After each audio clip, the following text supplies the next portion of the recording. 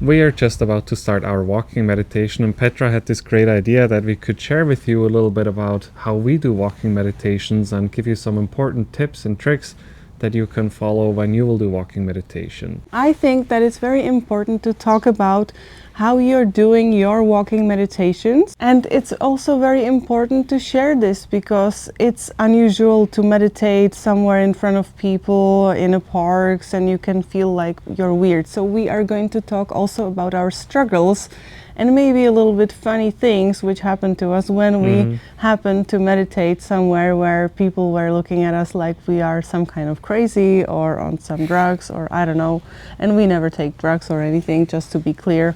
So we just did Dr. Joe Dispenza's walking meditations, and those people who do them or those people who do other types of walking meditations, they could really make people feel that there's something wrong with them, you know? And Dr. Joe Dispenza walking meditations are very unique because they're so powerful, they're so intense and with so much passion and purpose. Because I also have experience with conscious walking meditation that we were doing during a 10-day silent retreat, and there it was just about being conscious of lifting the foot, putting it forward, putting down the heel, putting down the front of the foot.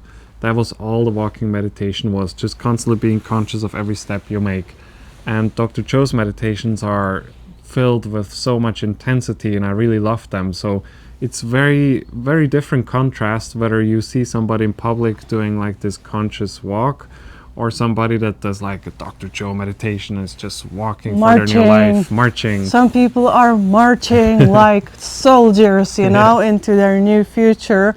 And it's absolutely fine. We were also very, very intense. And in the beginning of our relationship, I used to feel embarrassed in front of Raphael to do my walking meditations. I never march in my walking meditations. I also felt And weird. when we were in Vienna retreat, I actually discussed with one of the people who work for Dr. Joe, and that lady said to me that she is trying to be even slower in her walking meditation and really feel it.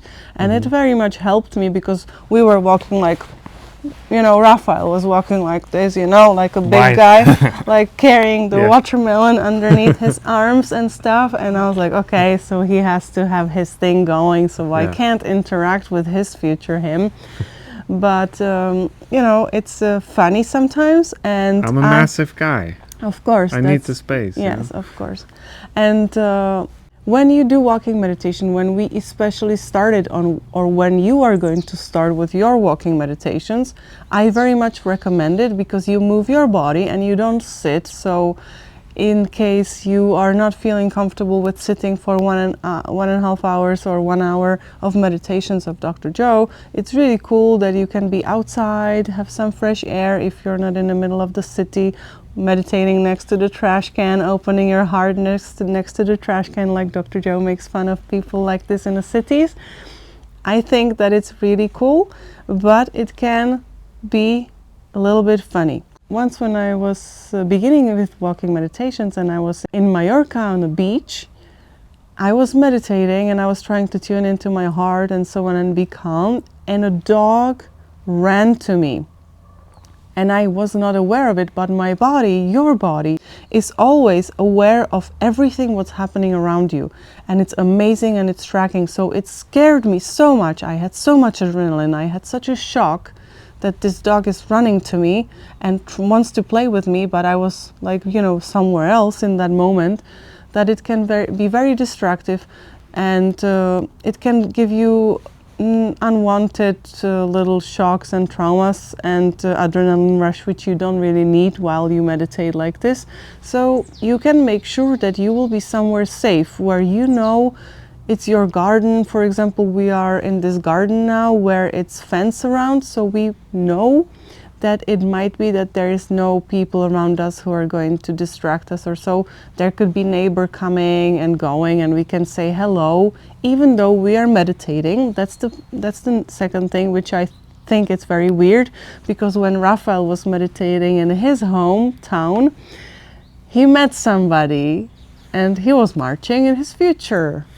Yeah, it's especially weird if there are people you know, but you want to do your meditation, you want to focus on it, most of the time I really don't care about other people. I just I don't look at them. I just look straight ahead, and I'm staying in trance, or do my best to stay in trance.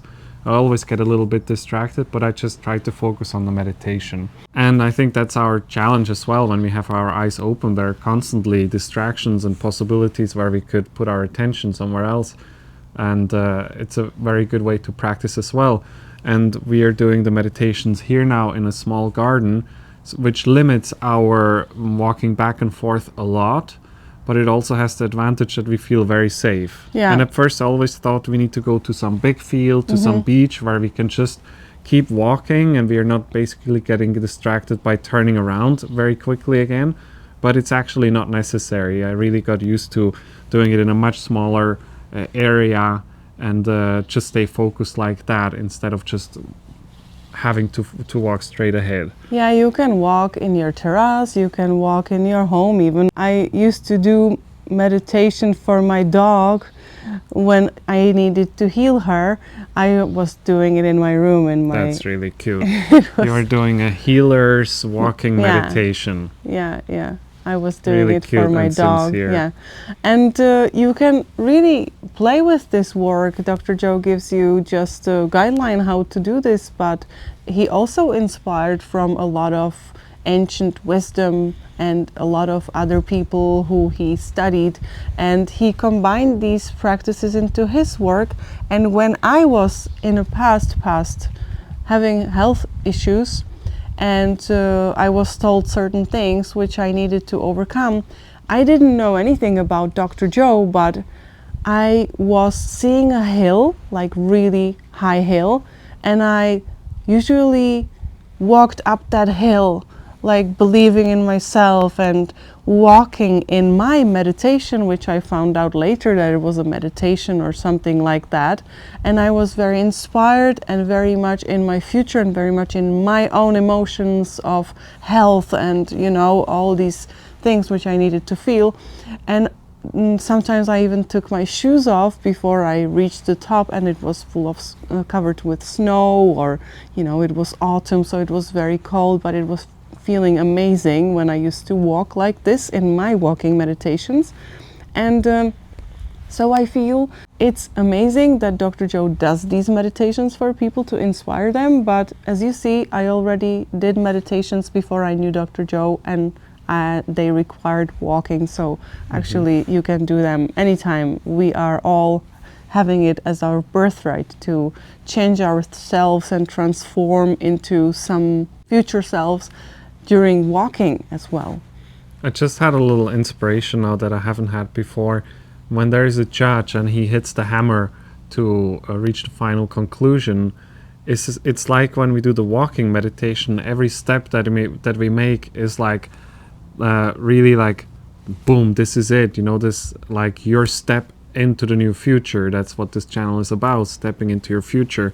It is really something that becomes more and more ingrained in your body, in your consciousness, that you really are a new person. So I think it's another reason why the walking meditations are so powerful. Yeah, and sometimes you can dance into your future. I saw people dancing as well. They didn't march. And we've been to many Dr. Joe retreats, right? Yeah. We see how people react. Yeah. And it was sometimes feeling to me that maybe I'm not doing it right because I'm not marching enough, or I am not dancing enough, or I am not crying enough in my walking meditations. But you can have much more energy moving within you if you know about that energy and you connect to it for yourself, and you don't have to prove it to anybody else around you. And it's really hard for us to leave this judging society which implanted in our head that we have to fit in no matter what, and just leave it behind us and just do it our way. You can do it your way. You don't have to say hello to your neighbor, but you can also say hello and just not do any small talk or anything. Yeah, like if it's a person that I know, then I usually just say hello, and I continue on. Yeah. Like hi, I see you, you're here, I know you, but I keep going. I'm And busy. it's absolutely okay as well to stop, to really, like, if they need to hand you something or if they need to give you some information, it's absolutely fine if you do this, because in normal life you also have to sometimes interact, and it draws you and pulls you out of yourself, and you forget about yourself because of somebody else's problems, and then you will basically train this ability to come back to yourself, to your heart, and it's going to be much easier for you then if you practice these walking meditations.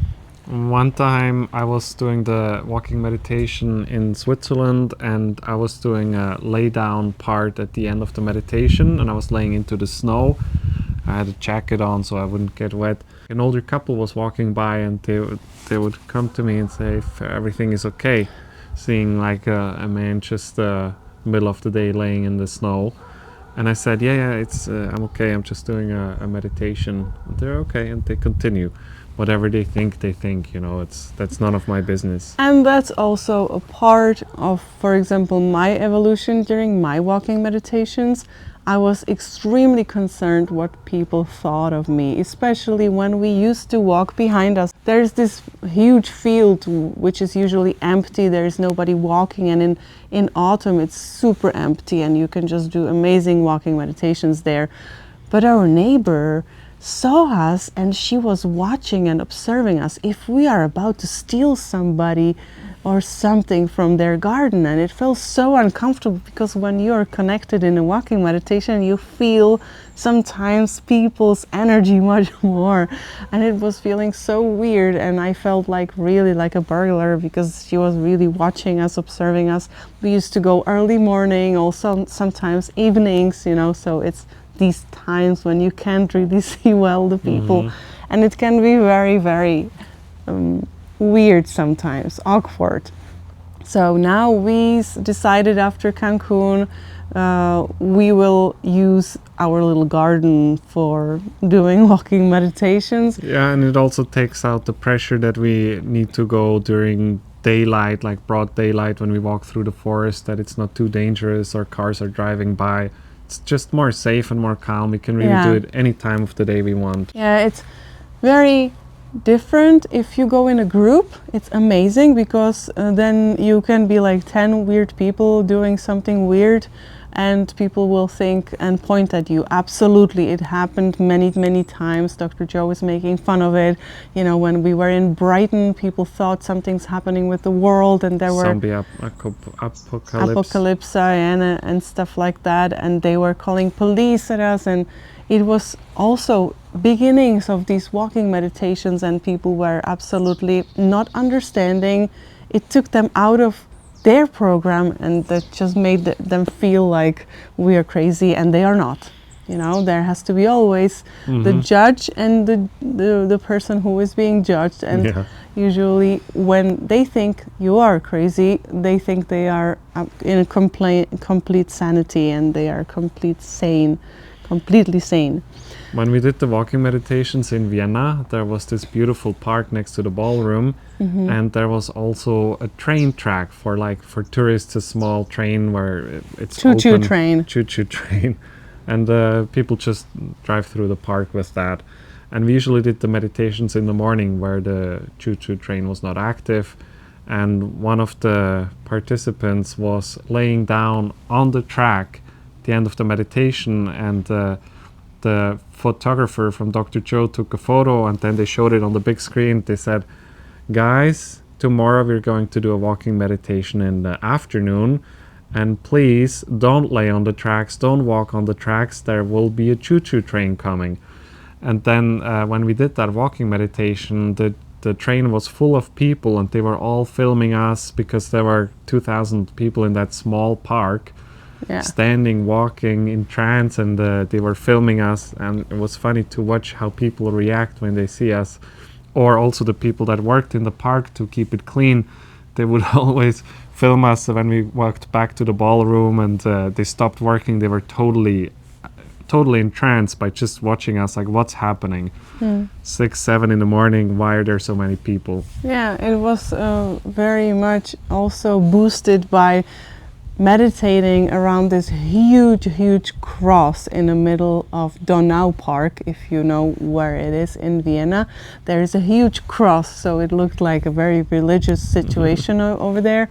And yeah, so many funny stories which you can experience. The weirdest thing I've seen there on the Vienna retreat was when somebody was doing the walking meditation, walking like a lizard on all four. Oh, I didn't see that. I saw that. That was really... People are sometimes overdoing things. That's human mind, which makes us to go somewhere where we shouldn't go, because why would we walk like lizards and stuff?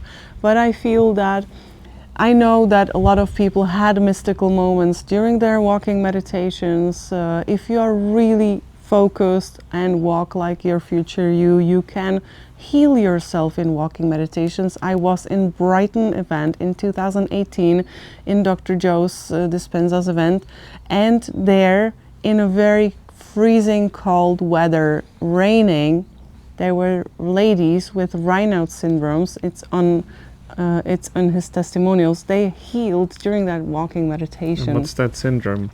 It's that they are constantly cold and they can't heat themselves up. You better watch their testimonial online.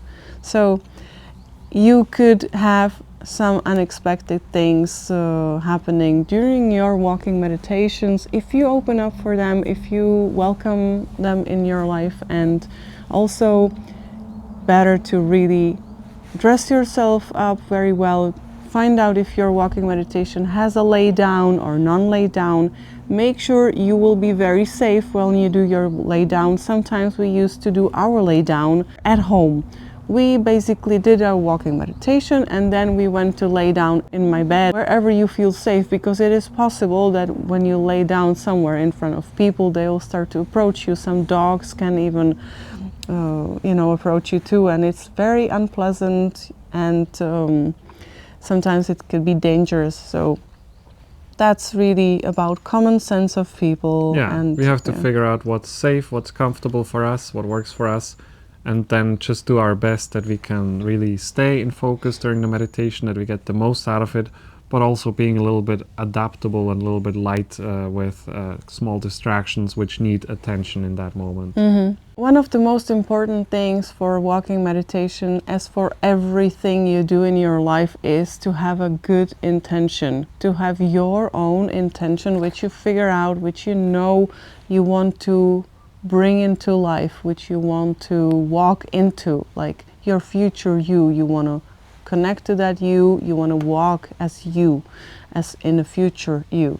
And it's really important to also remember that walking meditations has a start and finish, and what we can do sometimes is that if we go to our car, or if we are driving in a car, or if we are going just to the bathroom and back, or if you're cooking or anything, you can still feel like your future you. You don't have to do it only when you meditate. You can do it any time in your life to tune into that energy, to connect to your future you. You don't have to wait until you do meditation 1 hour a day or 1 hour a week or something like that. It's very important that you just make it as your habit and try to live in that new body also outside of the meditations. It's also going to give you a little introduction to your new body here and there, and you can start to feel things. Like, for example, Raphael used to pretend I'm sitting next to him in the car before he met me, and he was touching me on my leg, on my thigh. When he was like sitting and driving, he was touching me and holding me on my thigh before I even appeared in his life. Or I walked to work and I was experiencing the feeling that I know she is at home there waiting for me, that there's somebody there. And there I was. I went to visit him when we started to date together, and I was opening door for him when he was coming back from work. So you never know what you're going to tap into. And actually, you better tap into something what you really want and what you really create, and you can have a confirmation then that you created that exact thing. So walking meditations are fun. Keep yourself safe. Try to walk as your future you also when you go to the bathroom, or when you go to brush your teeth, or when you go to shower, or whatever, when you shop, when you do grocery shopping. And don't ever, ever, ever forget that you're unlimited. Thank you so much for being with us today. And if you would like to share some more time with us, we also have this video here for you next.